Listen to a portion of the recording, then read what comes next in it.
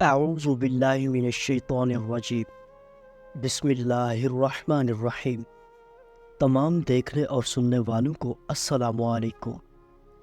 پیارے دوستو، بہلول تاریخ کا ایک ایسا یگانہ روزگار کردار ہے جسے آل محمد صلی اللہ تعالیٰ علیہ وسلم کے معجزے سے تعبیر کیا جائے تو غلط نہیں ہوگا۔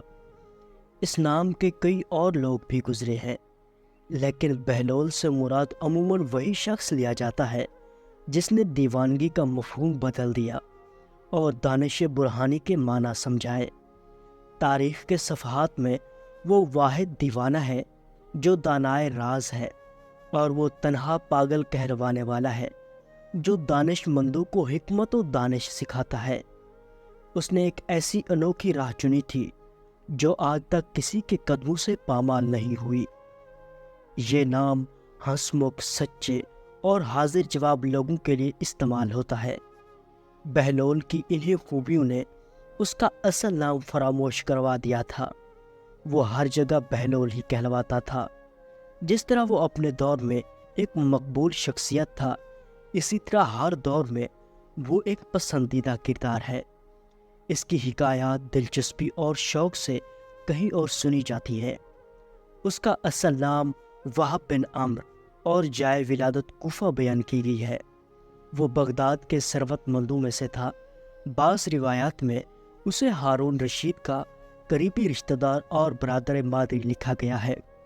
وہ امام جعفر صادق علیہ السلام کے شاگردوں میں سے تھا۔ اس نے ان کے فرزند امام موسیٰ کاظم علیہ السلام کا زمانہ بھی دیکھا تھا۔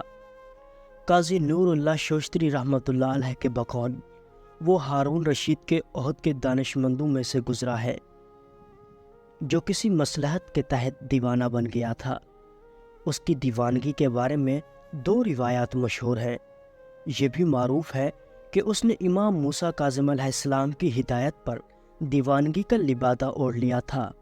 اس طرح اس نے اپنی جان بھی بچا لی اور اس دور کے شاہی دربار کے لیے ایک ایسا نقاد بن گیا جو ہنسی ہی ہنسی میں انہیں آئینہ دکھاتا رہتا تھا۔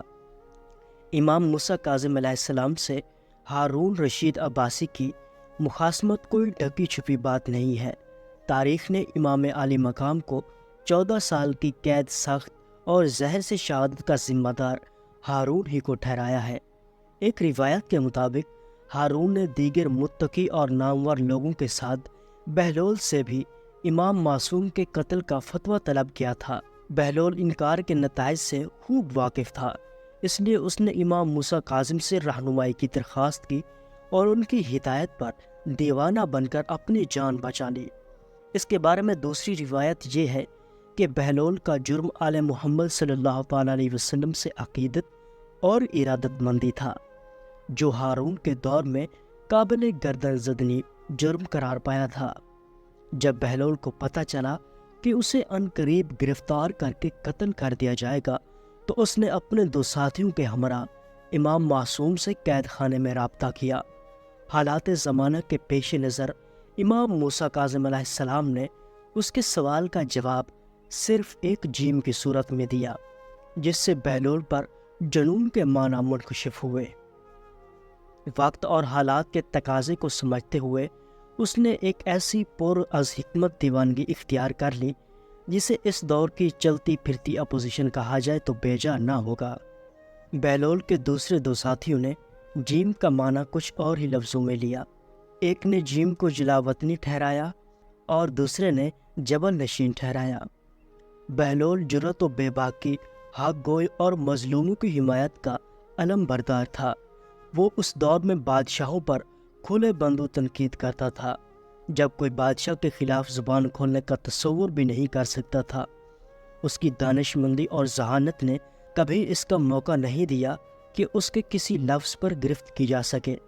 بہلول کے حالات زندگی تو دستیاب نہیں ہے، لیکن اس کی حکایات کے مطالعے سے اس کے جو خدوخال ابھرتے ہیں وہ ایک غیر معمولی ذہین، دانشمند اور تباہ شخص کی نشاندہی کرتے ہیں۔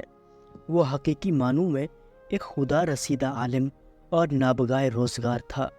وہ بہترین حصے مزاح رکھتا تھا۔ اس دور کے حالات اور معاشرت پر اس کی نگاہ گہری تھی۔ وہ ایک حیرت انگیز شگفتہ برجستگی کے ساتھ اپنی دیوانگی کا بھرم بھی رکھتا تھا اور دیوانی بات بھی نہیں کہتا تھا۔ اس نے دیوانگی اور فرزانگی کو کچھ ایسے معجزانہ انداز میں ہم آہنگ کیا تھا کہ وہ نہ صرف اس کی جان کی ضمانت تھی بلکہ مظلوموں کی حمایت کا ایک مؤثر ذریعہ اور حکومت وقت پر کھلی تنقید بھی تھی۔ اس کی شگفتگی، زندہ دلی اور بزلہ سنجی نے اسے ہر دور کا ایک ہر دل عزیز کردار بنا دیا ہے۔ تاریخ کے صفحات میں وہ ایک ایسا محیر العقول کردار ہے جو دیوانہ بھی ہے اور لوگ اس کے فضل و کمال کے قائل بھی ہے۔ وہ پاگل بھی کہلواتا ہے اور مشکل مسئلوں میں اس کی رائے کو اہمیت بھی دی جاتی ہے۔ اس سب کے باوجود کوئی یہ ثابت نہیں کر پاتا کہ وہ دیوانہ ہے۔ یہی اس کا کمال ہے کہ وہ در حقیقت آل محمد صلی اللہ تعالیٰ علیہ وسلم کا دیوانہ ہے۔ تو پیارے دوستو، آئیے بہلول کی زندگی کا کچھ حکایات آپ کو سناتے ہیں۔ وہب بن عمرو بچوں کے ہجوم میں بچہ بنا ہوا تھا، دیوانوں کی سی حرکت کرتا۔ بالآخر ایک ویرانے میں آن اترا۔ وہ بچوں کے ساتھ دوڑ کر ہانپ گیا تھا اور کچھ تھکاوٹ بھی محسوس کر رہا تھا۔ وہ اپنے عصا کے فرضی گھوڑے پر سے اترا اور بچوں سے بولا، میرا گھوڑا تھک گیا ہے، اسے بھوک بھی لگی ہے، اب یہ آرام کرنا چاہتا ہے۔ اس نے عصا کو گھوڑے کی طرح چمکار کر کھنڈر کی شکستہ دیوار کے ساتھ کھڑا کر دیا۔ بچے کھلکھلا کر ہنس پڑے۔ اے وہب، کیا تمہارا گھوڑا گھاس بھی کھاتا ہے؟ وہب نے جواب دیا، ہاں ہاں، یہ تمہاری عقل کے ساتھ ہر روز گھاس چرنے جاتا ہے۔ شریر بچوں نے سوال کیا، اچھا، اور یہ پانی بھی پیتا ہے؟ وہب نے ہنس کر جواب دیا، ہاں، یہ پانی بھی پیتا ہے، مگر تمہارے خلیفہ کے پیمانے میں۔ بچے بھی اس کی ہنسی میں شریک ہو گئے اور مچل مچل کر بولے، اے وہب، ہمیں بھی اپنے گھوڑے کی سواری کراؤ۔ وہب نے انہیں پرے دھکیلا، خبردار، کوئی قریب نہ آئے، میرے گھوڑے کا مزاج شاہانہ ہے، کسی کو لات مار دی تو پھر مجھے نہ کہنا۔ بچے ہنسنے اور تالیاں بجانے لگے۔ وہب نے دیوار کے ساتھ ٹیک لگائی اور گہرا سانس لے کر بولا، اچھا دوستو، اب مجھے کمر سیدھی کرنے دو اور تم اپنے اپنے گھروں کو جاؤ۔ بچے کچھ دیر اس کے ساتھ چھیڑ خانی کرتے رہے۔ جب وہب نے ان کی طرف کوئی توجہ نہیں دی تو وہ ایک ایک کر کے اپنے گھروں کو لوٹ گئے۔ وہب نے اسی کھنڈر میں ڈیرا جما لیا۔ اس کے گھر والے پریشان ہوئے، اس کے عزیز رشتہ دار اکٹھے ہوئے اور لوگوں سے پوچھتے معلوم کرتے اسی کھنڈر تک آ پہنچے جہاں وہب نے بسیرا کیا تھا۔ دیکھا کہ وہ ننگی زمین پر اپنے بازو کا تکیہ بنائے چین کی نیند سو رہا ہے۔ اس کی یہ حالت دیکھ کر اس کے عزیزوں کی آنکھوں میں آنسو آ گئے۔ کچھ اظہار افسوس کرنے لگے۔ ایک نے جھک کر اس کا شانہ ہلایا، وہب، وہب اٹھو، جنون کی اس نیند سے جاگو، آنکھیں کھولو۔ وہب ہوشیار ہوا اور اس نے نیند سے بھری آنکھیں کھول کر اپنے چاروں طرف جمع شناسا چہروں کو دیکھا جن پر دکھ اور تفکر کی لکیریں تھیں۔ وہ ہمدردی سے اس کی طرف دیکھ رہے تھے۔ کیا بات ہے؟ وہب نے اٹھ کر بیٹھتے ہوئے کہا۔ وہب اٹھو، گھر چلو، ایک عزیز نے قریب بیٹھ کر اس کی آواز سے گرد جھاڑتے ہوئے کہا۔ یہ بھی تو گھر ہے۔ وہب نے کھنڈر کی ٹوٹی ہوئی دیواروں کی طرف اشارہ کیا۔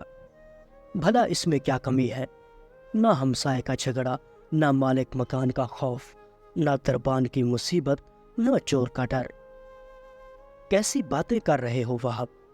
کوئی انسیت سے بولا۔ میں تمہاری زبان میں ہی تو بول رہا ہوں، وہب نے جواب دیا۔ تمہاری طبیعت ٹھیک نہیں ہے، کوئی بولا۔ میری طبیعت بالکل ٹھیک ہے، میں بہت مزے میں ہوں، وہب نے کمال بے نیازی سے جواب دیا۔ نہیں، تم بیمار ہو، تمہیں علاج کی ضرورت ہے، کسی عزیز نے اسے سمجھانے کی کوشش کی۔ بیمار تو سبھی ہیں، علاج کی کس کو ضرورت نہیں؟ وہب ہنسا اور رازداری سے بولا، تم خود ہی کہو، کیا خلیفہ، کیا وزیر، کیا کوتوال اور کیا داروغہ، ان میں سے کون ہے جسے علاج کی ضرورت نہیں؟ ہماری بات سمجھنے کی کوشش کرو، یہ جگہ تمہارے شایان شان نہیں۔ اس کے رشتہ دار پریشان ہو گئے۔ بھلا یہ میرے شایان شان کیوں نہیں؟ یہ خلیفہ کے محل سے تو بہتر ہے کہ روز حشر مجھ سے اس کے بارے میں کوئی باز پرس تو نہیں ہوگی۔ اس کے رشتہ دار سچ ہو گئے۔ انہوں نے بہتری کوشش کی کہ اسے گھر لے جائیں اور اس کا جنون کو کچھ علاج کیا جائے، لیکن وہ قطعاً رضامند نہیں ہوا۔ اب وہ فرش خاک، شکستہ دیواروں اور کھلا آسمان ہی اس کا گھر تھا۔ وہ آرام و آسائش سے بے نیاز ہو گیا تھا۔ نعمت و ہائے دنیا سے اس نے منہ موڑ لیا تھا۔ اسے رشتہ داروں اور قرابتوں کی کوئی پرواہ نہیں رہی تھی۔ وہ روکھے سوکھے چند ٹکڑوں پر گزر بسر کرتا تھا اور ننگی زمین پر اپنے بازو کے تکیے پر چین کی نیند سوتا تھا۔ وہ بچوں کا سب سے زیادہ دوست تھا۔ ان کی معصومیت اور منجلا پن اسے بھاتے تھے۔ وہ پہروں ان کے ساتھ بچکانہ حرکتیں کرنے میں مصروف رہتا اور کھیل کود میں انہیں کام کی باتیں بتاتا۔ کوئی راہگیر اسے مخاطب کر لیتا یا کوئی جاننے والا اس سے پوچھتا، واہ، تم نے یہ کیا حالت بنا لی ہے؟ تو وہ بڑی شگفتگی سے کوئی ایسی پہلودار بات کہہ دیتا جو مخاطب کو محظوظ کرتی لیکن بے معنی نہیں ہوتی تھی۔ غور کرنے پر اس میں کوئی نہ کوئی حکمت پوشیدہ نظر آتی تھی۔ اس عالم دیوانگی میں پورا شہر اس کی دسترس میں تھا۔ وہ اپنے من کی موج میں جہاں چاہتا پہنچ جاتا اور جس کو چاہتا اپنے شگفتہ لفظوں میں آئینہ دکھا دیتا۔ عوام مشکل میں ہوتے تو ہنسی ہنسی میں ان کا مسئلہ حل کر دیتا، اور اگر خاص حدود سے تجاوز کرتے تو باتوں باتوں میں انہیں لگام دے دیتا۔ اس کی بزلہ سنجی میں چھپی ہوئی ذہانت اور دانش مندی آہستہ آہستہ لوگوں کو قائل کرنے لگی۔ ایک بدکردار شخص نے اس کا مذاق اڑانے کو شرارت سے کہا، اے وہب، کیا تم نے کبھی شیطان کو دیکھا ہے؟ میرا بڑا جی چاہتا ہے کہ میں شیطان کو دیکھوں۔ وہب نے سنجیدگی سے جواب دیا، تیری یہ خواہش تو بڑی آسانی سے پوری ہو سکتی ہے۔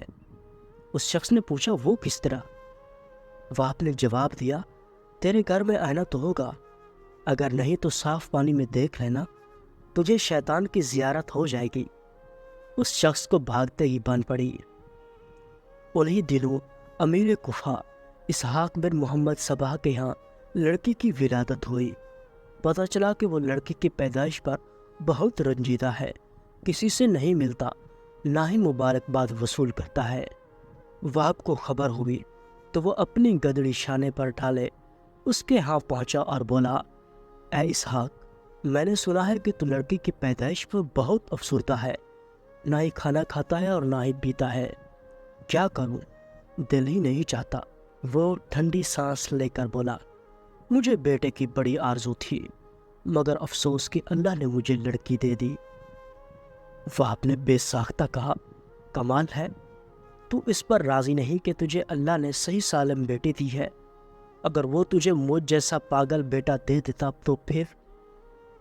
اسحاق کو اس کی بے ساختگی پر ہنسی آ گئی، لیکن وہ اس کی تہ میں چھپی ہوئی حکمت کو جان گیا اور خدا کا شکر بجا لایا۔ اپنا سوگ توڑا اور لوگوں کو اجازت دی کہ وہ اس کے پاس تبریک پیش کرنے کے لیے آئیں۔ بہلول اپنی دیوانگی کے باوجود نماز کے وقت مسجد میں پہنچ جاتا تھا۔ ایک روز ابھی اس نے جوتے نہیں اتارے تھے کہ اس نے ایک شخص کو دیکھا کہ اس طاق میں ہے کہ جوتے چرائے۔ وہ بہت دیر تک اس انتظار میں رہا کہ وہ شخص ادھر ادھر ہو تو وہ اپنے جوتے اتار کر نماز میں شامل ہو گیا، مگر وہ نہیں ٹلا اور نماز کے لیے صفیں درست ہو گئی۔ وہب نے آؤ دیکھا نہ تاؤ دوڑ کر آگے بڑھا اور جوتے سمیت ہی نماز کے لیے کھڑا ہو گیا۔ اس شخص نے مایوس ہو کر اسے ٹوکا، او دیوانے، یہ کیا کر رہے ہو؟ جوتوں سمیت نماز نہیں ہوتی۔ نماز نہیں ہوتی تو نہ ہو، مگر جوتے تو ہوتے ہیں۔ وہب نے جواب دے کر نیت باندھ لی۔ بہلول گلیوں اور بازاروں میں اپنے معصوم ساتھیوں کے ساتھ چہلے کرتا پھرتا، کہیں کوئی غیر معمولی بات دیکھتا تو وہیں رک جاتا اور اپنی بزلہ سنجی سے لوگوں کو ہنسنے اور مسکرانے پر مجبور کر دیتا۔ ایک روز وہ اپنے شریر ساتھیوں کے ساتھ بھاگا جا رہا تھا کہ اس نے سرے بازار ایک مجمع لگا ہوا دیکھا۔ اس نے اپنی چھڑی کھٹکھٹائی، لوگوں کے کندھے دبائے، کسی کی بغل میں جھانکا، کسی کو پرے ہٹایا اور ہجوم کے درمیان جا نکلے۔ لوگوں نے اسے دھکے دیے، برا بھلا کہا، لیکن اس نے پرواہ نہیں کی۔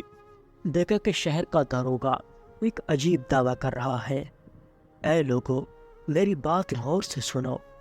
میں ایک ایسا ہوشیار آدمی ہوں کہ مجھے کوئی دھوکہ نہیں دے سکتا۔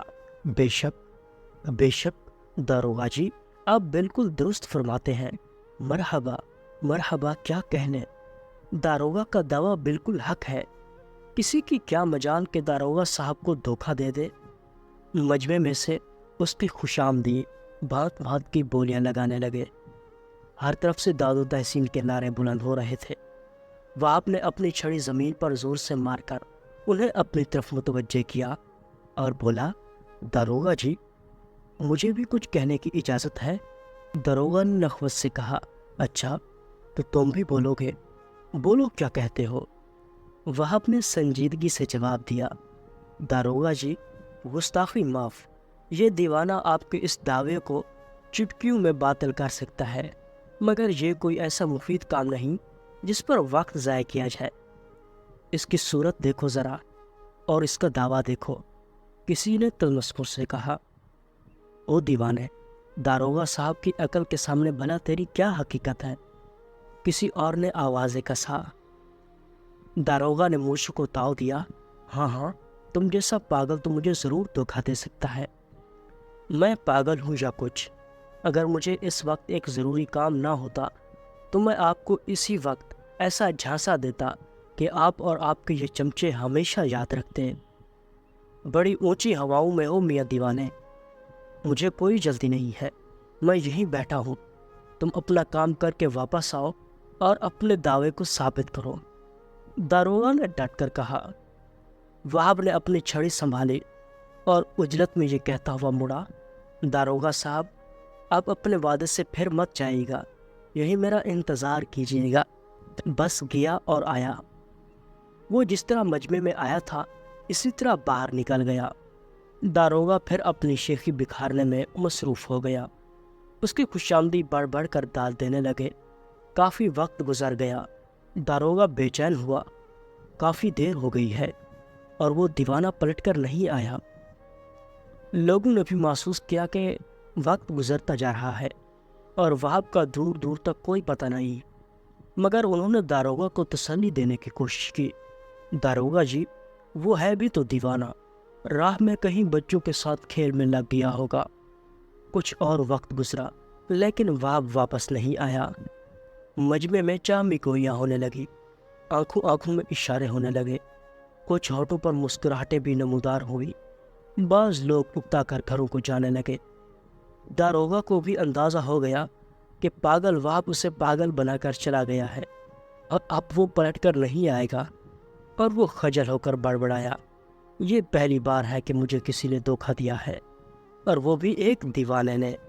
مجمع میں سے کسی نے بے ساختہ کہا تو کہکوں سے فضا گونج اٹھی۔ جلد ہی وہاب کی شوخی ذہانت اور شگفتہ دانشمندی کے سارے شہر میں شورا ہو گیا۔ اس کی دیوانگی میں چھپی ہوئی فرزانگی اور اس کے پاگل پن میں پوشیدہ ہوش و بہاکہک نے عوام کو اس کے قریب کر دیا۔ وہ نہ کسی کو ستاتا تھا، نہ پریشان کرتا تھا اور نہ ہی نقصان پہنچاتا تھا، البتہ اپنے جنون میں اپنی دانشمندی کو چھپائے ہر وقت لوگوں کی مدد کرنے کو تیار رہتا تھا۔ جلد ہی وہ بغداد کا ایک ایسا پسندیدہ کردار بن گیا کہ لوگ اس کے گرویدہ ہو گئے اور محبت سے اسے بہلول کہنے لگے، جس کے معنی ہے ہنسمکھ، خوبصورت اور نیکیوں کا مجموعہ۔ بہلول کا لفظ عموماً چٹکلے باز، حاضر جواب اور سچے لوگوں کے لیے استعمال ہوتا ہے۔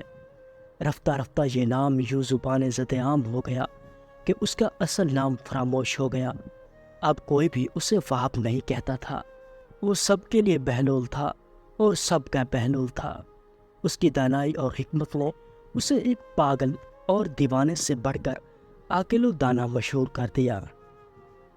تو پیارے دوستو، آج کی ویڈیو کا اختتام یہیں پر ہوتا ہے۔ انشاءاللہ بہت جلد اس کی نیکسٹ ایپیسوڈ ضرور اس چینل پر اپلوڈ ہوگی۔ اگر آپ مزید اسلامک ویڈیوز اور اس طرح کی سبق آموز اور اسلامک سٹوریز اور کہانیاں سننا چاہتے ہیں تو اسلامی بندہ یوٹیوب چینل کو ضرور سبسکرائب کریں۔ شکریہ۔